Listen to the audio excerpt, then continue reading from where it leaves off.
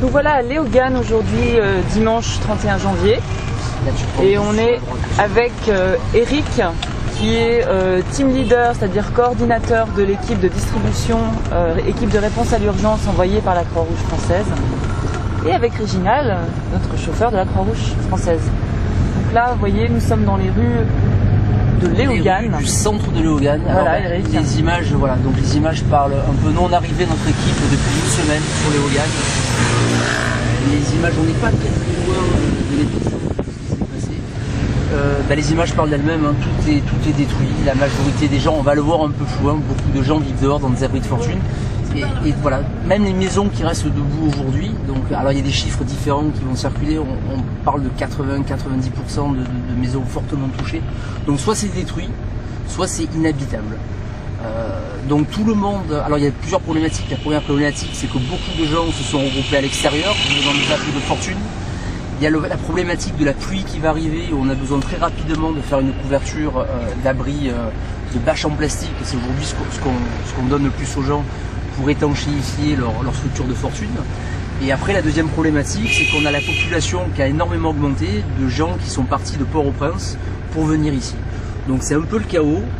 On essaye de structurer ça aujourd'hui en zone de distribution pour faire des couvertures pour toutes les familles, pour couvrir toutes les familles. Et on va avancer un peu plus, alors j'y avance un peu plus, on va voir un exemple un peu plus parlant d'un camp, d'un regroupement qui s'est fait sur la place principale. D'accord.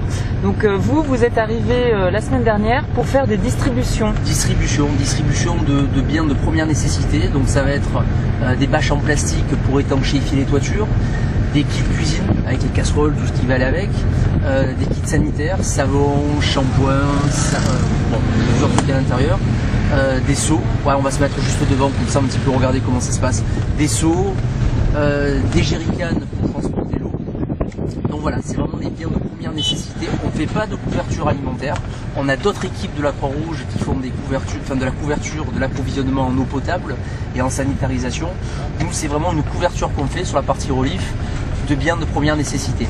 Là, de l'autre côté, alors voilà, c'est assez frappant. On a d'ailleurs un délégué, je crois, qui fait partie des Espagnols. Non, des Autrichiens.